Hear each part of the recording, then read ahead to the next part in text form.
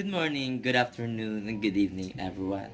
I am Jan Lamayag, and I am here to discuss the different kinds of plastic arts, which is na ay 8 kabuo na parts.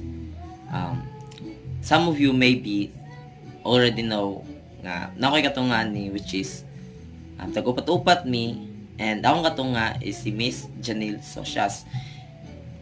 She will discuss the industrial design to the last, and I hope na may masabtan sa among i-report karon nga adlaw.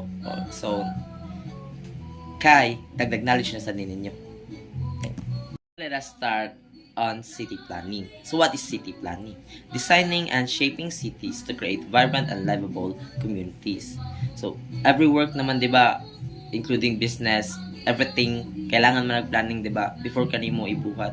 So when it comes to work, we need to plan something.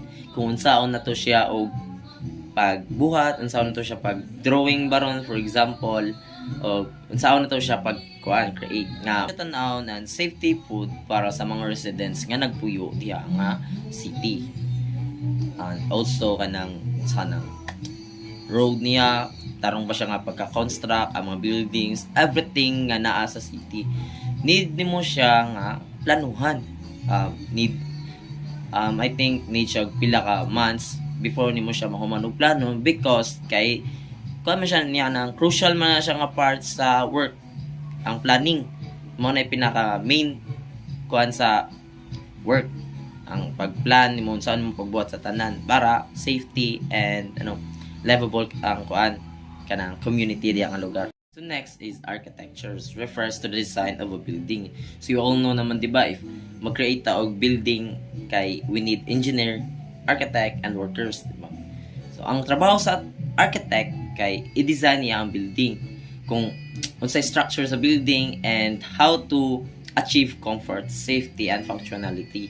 So important is siya if mag-create kag building, because kay architect will do their best to achieve comfort in that particular area or sa imong building, achieve comfort, safety, and functionality. So next is landscape architectures, making specific kinds of place outdoors. So landscape architectures is katunay silang mo design or katong mga architect nga mo design sa kanang mga dagkong nga lugar or kanang in the field of kuan lang, grass lang sa kanang lugar nga lagyo kay ba. For example na plaza, di ba? Plaza Independencia, ana sa siya sa example nga landscape ra ang iyang pag-design, pero nindot ang iyang design.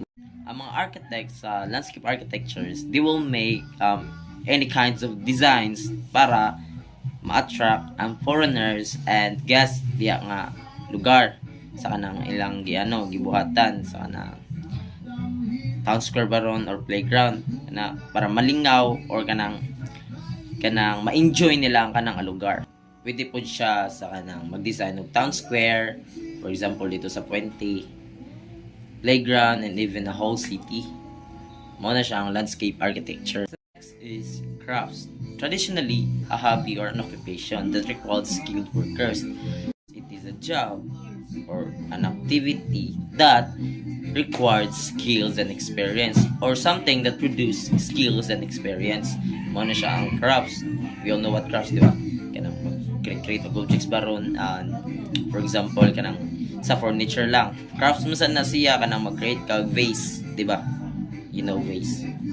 Also kanang bulo, sundang, everything nga gi-create by hand or kanang sa machines kanang modern era kay na may crafts nga machine ang gamiton para makabubat. So mo to siya ang crafts kanang something nga mag-create. So maura to akong topic, guys, about the different kinds of plastic arts, and if you want to know about the other 4, which is katong industrial designs to down to the last, I encourage you to watch the video of Miss Janelle Socias and visit her timeline on YouTube, which her YouTube name or YouTube channel is Janelle Siolo.